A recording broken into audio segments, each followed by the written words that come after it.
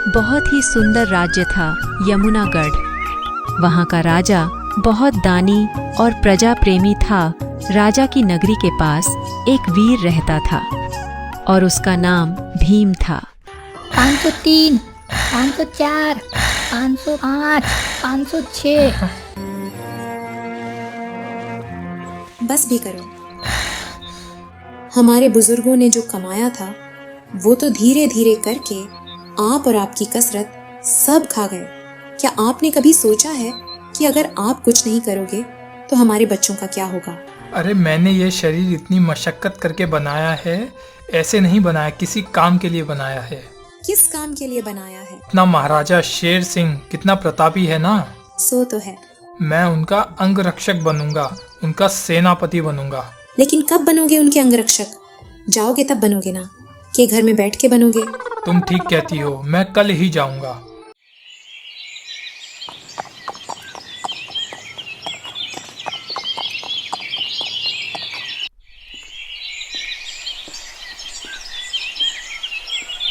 किससे मिलना है?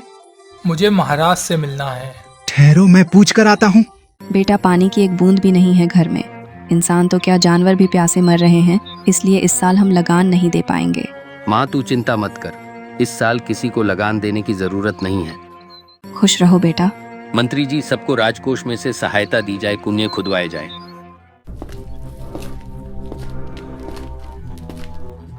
महाराज की जय हो। कहो क्या बात है? राजद्वार पर एक जवान आपके दर्शन को आया है। उसे रुकने के लिए कहो, प्यासा हो तो उसे पानी पिलाओ, भूखा हो तो भोजन कराओ, उसके घोड़े को चंदी चारा खिलाओ, हम अभी आते हैं।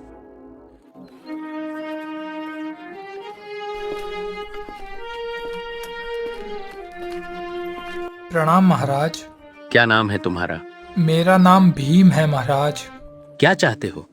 मैं आपका अंगरक्षक बनना चाहता हूँ। क्या वेतन लोगे? प्रतिदिन 9 तोले सोना लूंगा महाराज। क्या 9 तोला सोना प्रतिदिन? जी महाराज। महाराज, लगता है ये कोई पागल है, आपका समय नष्ट कर रहा है। नहीं मंत्री जी, भीम अगर इतना सोना मांग रहा है तो उसके पीछे उसका कोई योग्य कारण होगा। जी महाराज। क्या तुम सिद्ध कर सकते हो कि तुम 9 तोले सोना प्राप्त करने के अधिकारी हो? महाराज, आप पृथ्वी के पालक हैं, आपका जीवन बहुत मूल्यवान है। जब आप चैन की नींद सोएंगे, मैं अंगरक्षक आपके शरीर की रक्षा करूंगा। आपके प्राणों की रक्षा के लिए इससे कम वेतन लेना आपके मूल्यवान जीवन का अपमान है। महाराज, फिर भी जब आप चाहें तब मेरी परीक्षा ले सकते हैं, मैं तैयार हूँ। तो ठीक है, हमें अपनी वीरता का कोई चमत्कार दिखाओ। जो आज्ञा। भीम ने वीरता के ऐसे ऐसे करतब दिखाए कि राजा ने खुश होकर भीम को अपने यहाँ काम पर रख लिया। यह रहा आज का वेतन। यह आज का वेतन है? हाँ। इतना आप रोज लाएंगे? रोज? इतने धन की हमें आवश्यकता क्या है? क्या करेंगे हम?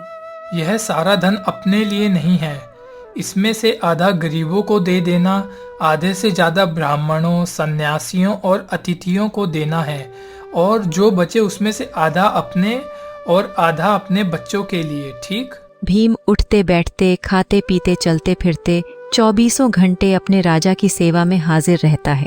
इसीलिए पंडित लोग कहते हैं कि सेवा धर्म योग धर्म से भी कठिन है। और एक रात भीम ऐसे ही राजा की सेवा में था और उसने दूर से किसी औरत के रोने की आवाज सुनी। किसी स्त्री के रोने का स्वर सुनाई पड़ रहा है भीम। जी महाराज। न जाने इस पे ऐसी कौन सी विपदा आ पड़ी है। मनुष्य के जीवन में हर क्षण अनिष्ट होता है महाराज। जाओ और जाकर इसके रोने का कारण पता लगाओ और आकर हमें सूचित करो। जो आज्ञा।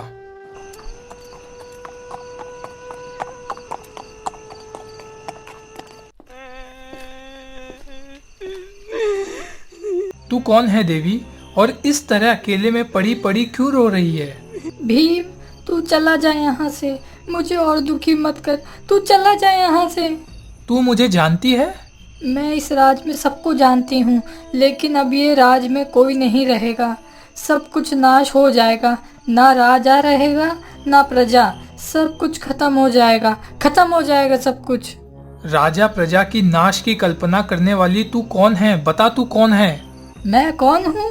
राजा शेर सिंह के राज की लक्ष्मी, लेकिन मैं अब यहाँ ज़्यादा दिन नहीं रह सकती, क्योंकि काल राजा शेर सिंह को ख़त्म कर देगा, समाप्त कर देगा।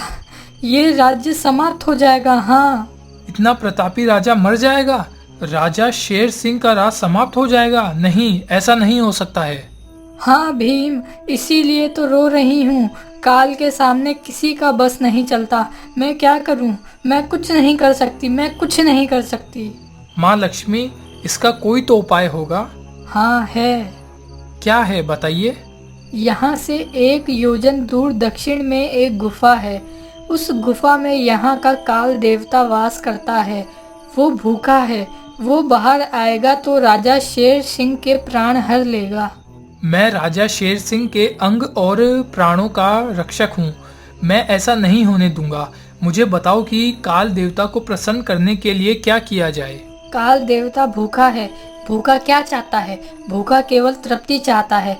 लेकिन ऐसा कौन है जो राजा के राज परिवार का स्थान ले सके? मैं और मेरा परिवार, हमारे होते हुए काल देवता राजा और राज्य का कुछ नहीं बिगाड़ सकता। राजा उनकी सारी बातें सुन लेता है। मैं भीम को नहीं मरने दूंगा, कभी नहीं। मूर्ख हो गए हो राजा। वो 9 तोले सोने का रोज का नौकर अपने प्राण देगा। शेर सिंह तू राजा है। उसकी मृत्यु के बाद तू 100 वर्ष राज करेगा। मैं राजलक्ष्मी तेरे यहाँ रहूंगी, तेरी पूरी सेवा करूंगी। नहीं माँ, भीम मेरा सेवक ही नहीं, मेरी प्रजा भी है, और अपने सुख के लिए अपनी प्रजा का बलिदान देना राजा का धर्म नहीं है। काल देवता मेरी मृत्यु चाहता है, मैं मरूंगा। भीम और उसका परिवार नहीं, माँ मेरे राजा होते हुए कभी नहीं। नहीं शेर सिंह नहीं, तुम मत जाओ। नहीं माँ, मेरे राजा होते हुए कभी नहीं। जब किसी राज्य या देश पर विपत्ति आती है तो यदि उस देश का हर पिता अपने बेटे का समर्पण करने के लिए तैयार हो जाए, धरती माँ का हर बेटा अपने खिलौनों की आहुति देने के लिए मैदान में निकल आए, तो ऐसे देश का दुश्मन तो क्या काल देवता भी कुछ नहीं बिगाड़ सकते। राजलक्ष्मी की बात सुनकर भीम अपने घर गए। उसने परिवार वालों को समझाया कि राजा की प्राण रक्षा के लिए कालदेव के सामने समर्पण आवश्यक है। भीम की बात सुनकर पूरा परिवार अपने कर्तव्य से प्रेरित होकर उसके साथ पीछे पीछे चल पड़े। कौन है तू? यहाँ क्यों आया है? मैं हूँ भीम, महाराजा शेर सिंह का अंग रक्षक, और ये है मेरा परिवार। जब तक हम जीवित हैं, महाराज के प्राणों की रक्षा करना हमारा धर्म है। मैं बहुत भूखा हूँ, मेरी भूख कौन मिटाएगा? मैं और मेरा परिवार। आओ, मैं बहुत भूखा हूँ। इस तरह भीम और उसके परिवार ने अपने प्राण काल देवता को अर्पित कर दिए। तभी राजा शेर सिंह भी वहां आ गए। वाह शेर सिंह, तूने अपने बदले सेवक के परिवार की बलि दे मुझे प्रसन्न कर दिया।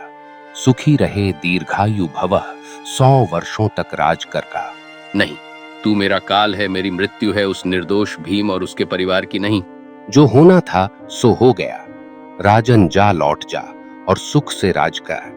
धिक्कार है राजा के ऐसे जीवन पर, जहां उसके सुख के लिए निर्दोष मारे जाते हो। मैं आ रहा हूं काल देवता, मुझे ग्रहण कर, मैं आ रहा हूं। इस तरह राजा ने भी अपनी बलि दे दी। लेकिन थोड़ी देर बाद राजलक्ष्मी वहां आई और सभी को काल देवता के मुंह से बाहर निकाल दिया, क्योंकि ये एक परीक्षा थी। जो सेवक 9 तोले सोना रोज लेता है, उसमें सेवा भावना आखिर है कितनी, ये जानने के लिए माया रची। धन्य हो शेर सिंह, राजा हो तो ऐसा जो अपनी प्रजा को कष्ट में ना देख सके। माँ लक्ष्मी, आज से भीम मेरा सेवक ही नहीं, मेरा मित्र भी है। आज से तुम मेरे सेनापति हुए।